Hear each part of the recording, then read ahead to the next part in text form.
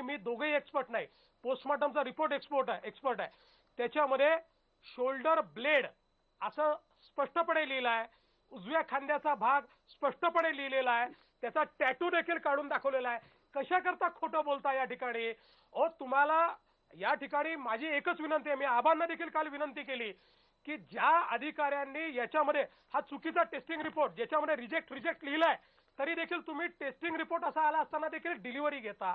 कशा करता वाचवता? ही अब्रू तुम्ही स्वतःची वाचवत नाहीये, तुम्ही या देशाची अब्रू घालवताय. याच्यामध्ये माझं असं मत आहे, कुठलंही सरकार असेल, अधिकारी मंत्री कोणी चुकू शकतो, चुकण्याचा प्रश्न नाही. अमेरिकेमध्ये 26/11 झालं, त्याच्यानंतर त्यांनी आमचं काय चुकलंय सांगितलं, तुम्ही म्हणता आमचं काही चुकलंच नाही. मूळ मुद्दा हा आहे, ती फाईल तुम्ही रिकन्स्ट्रक्ट झाली सांगता, आजही ती फाईल रिकन्स्ट्रक्ट झाली नाही, माहितीच्या अधिकारात तुम्ही देत नाही. मुळात आमचा मुद्दा एवढाच आहे, निकृष्ट दर्जाचं 14 किलोचे आर्मर प्लेट असलेलं पण शोल्डरला कुठलंही प्रोटेक्शन नसलेलं जॅकेट तुम्ही खरेदी केलं आणि त्या जॅकेटच्या खरेदीत हा सगळा जो काही घोळ केला, भ्रष्टाचार केला, हा लपवता कशाला आहे? जे दोषी असतील त्यांच्यावर कारवाई करा, आमची मागणीच ही आहे. आणि तुम्ही नसाल दोषी, जर जितेंद्र आव्हाड मी ब्रेक घेणार आहे. देवेंद्र फडणवीस एक मिनिट थांबा. जितेंद्र आव्हाड मी ब्रेक घेणार आहे. तुम्ही म्हणताय 24 लाख रुपयाचीच ऑर्डर होती.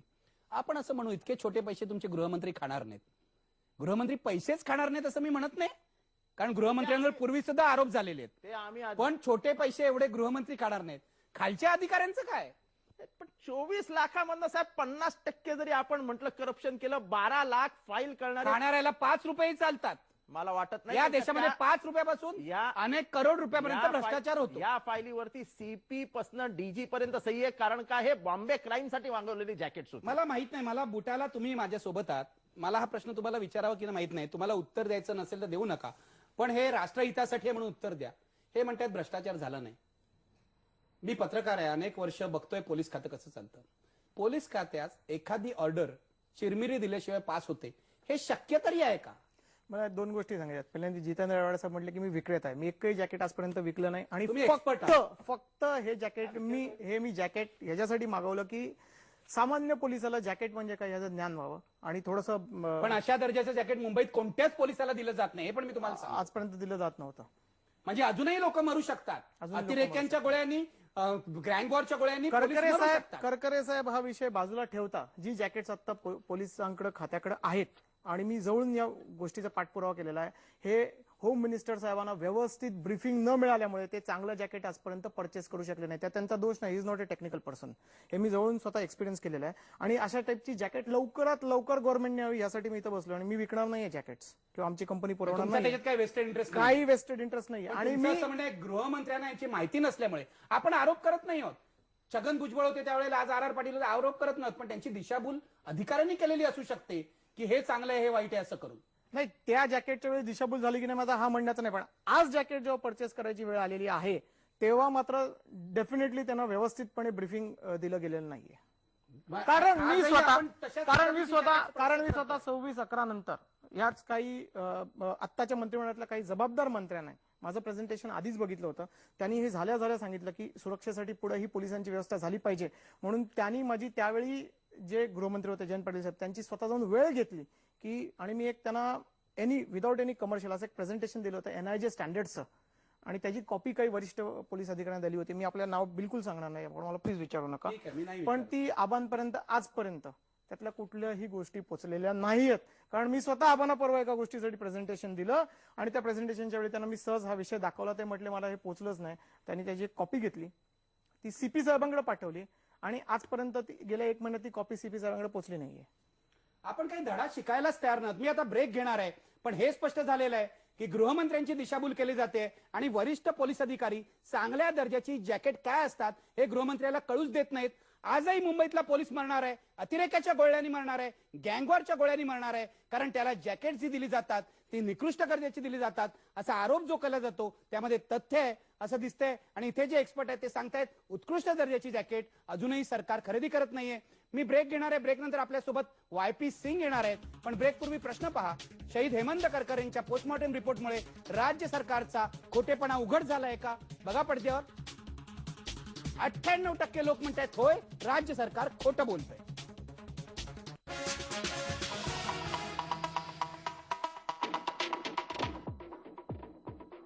प्रत्येक जीवन सोबत हो. तुमचं स्वतःचं मिनरल वॉटर. नाविन्य, सामाजिक बांधिलकी जपणारा उपक्रम आहे. उत्साह, बघूया होळीच्या रंगांमध्ये दंगून गेलेल्या बातम्या. उधाण, मराठी सिनेमाचा दिल्लीत सन्मान. 2 वर्ष नव्या उमेदीची. IBN लोकमत. चला जग जिंकूया. Gorgeous, slim, intelligent. The Eyeball book. Gorgeous, slim, intelligent. Eyeball book. The Tiny Tot. Buy me direct at www.lilbook.co.in. Eyeball, your eyeball view, our technology new. जगमगाती Delhi, Roshan Kolkata. The die-hard inverter battery जो रोशन करे India को. 5वी ते 9वीच्या विद्यार्थ्यांसाठी लोकमत घेऊन आलंय संस्कारांची मोठी स्पर्धा. या स्पर्धेत सहभागी व्हा आणि जिंका 1.5 कोटी रुपयांची आकर्षक बक्षिसं. स्पर्धा 9 जुलै ते 18 ऑक्टोबर 2010 पर्यंत खुली. वेचा संस्कारांचे मोती, जिंका बक्षिसं मोठी. अधिक माहितीसाठी वाचा लोकमत मधील सदर परिपाठ. Television partner IBN Lokmat. शुभ प्रभात. पण यांची नाही. सामान्य ऑइल्स इंजिनला नेहमी चिकटून नाही राहत. अरे रे, पण कॅस्ट्रॉल मॅग्नेटिक मुळे नो प्रॉब्लेम.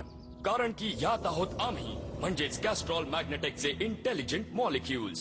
आम्ही चिकटून राहतो इंजिनवर रात्रंदिवस आणि राहतो तयारीत नेहमी नेहमी नेहमी. आता सुरुवात नेहमीच शुभ. कॅस्ट्रॉल मॅग्नेटिक, त्वरित संरक्षण. हम जब होंगे 60 साल के और लंबी सी एक गाड़ी में फिर तुमको लेके जाऊंगा. तुम अंदर से देखना बाहर और मैं आइसक्रीम खाऊंगा. हम जब होंगे. आप 60 के हो या 70 के, आपका कल आज से बेहतर होना चाहिए. SBI लाइफ इंश्योरेंस, क्योंकि जिंदगी है जीने के लिए.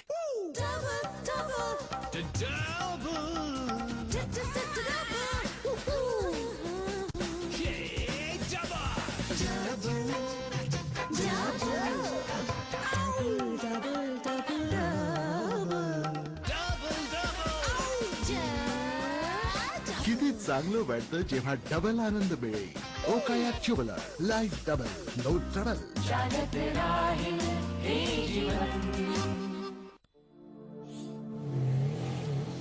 We just want to give our readers the best seat to read Forbes India.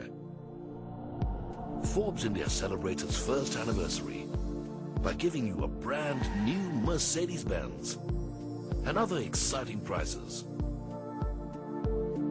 Subscribe today because you deserve to bask in luxury.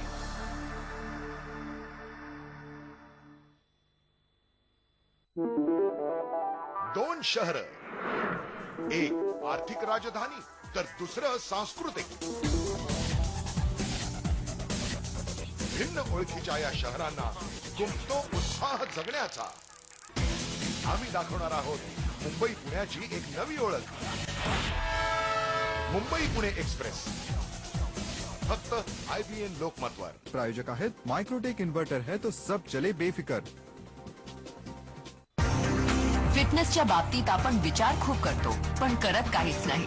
Take your first step to fitness. Lift ऐवजी जिना वापरा आणि साखरे ऐवजी sugar free gold. Sugar free gold, फिटनेसच्या दिशेनं तुमचं पहिलं पाऊल.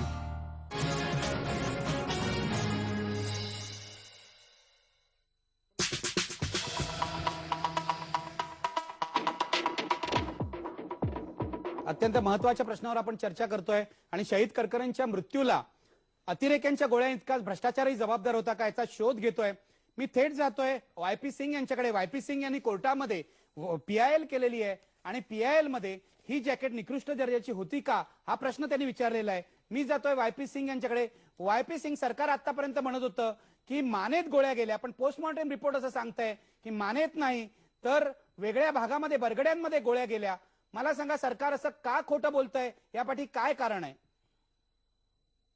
मला खूपच आश्चर्य वाटते की मुख्यमंत्रींनी असेंब्लीच्या फ्लोर मध्ये सांगितलं की करकरेचे मानावर गोळ्या लागल्या होत्या म्हणून ते मेलेले आहे. परंतु त्यांनी असं का केलं आतापर्यंत आम्हाला काही माहित होत नाही. फक्त एवढं आपल्याला वाटते की ज्या अधिकाऱ्यांनी यामध्ये भ्रष्टाचार केलेला आहे त्यांना वाचवण्याकरता त्यांनी असं केलं असावा, कारण की जे पोस्टमॉर्टम रिपोर्ट आहे त्यामध्ये सरळपणे एक नकाशा काढलेला आहे आणि त्या नकाशामध्ये असं नमूद आहे की 5ही गोळ्या एका ठिकाणी ग्रुप म्हणून खांद्यात लागलेली आहे आणि बुलेट प्रूफ जॅकेटच्या जे स्पेसिफिकेशन आहे त्या मानकप्रमाणे खांदेवर पूर्ण कव्हर असायला पाहिजे आणि इंडियामध्ये नव्हे पण पूर्ण विश्वाने बघितलेलं आहे की कलकरेंनी जे जॅकेट घातलेलं होतं ते खांदेपासून पूर्णपणे मोकळं होतं आणि नियमाप्रमाणे खांद्यावर कव्हर असायला पाहिजे. असं का केलं मला माहित नाही आणि एवढी सरळ गोष्ट जे एक साधारण माणसाला पण पटकन कळेल त्याच्यासाठी जर मुख्यमंत्रीने असं उद्गार केलेला आहे,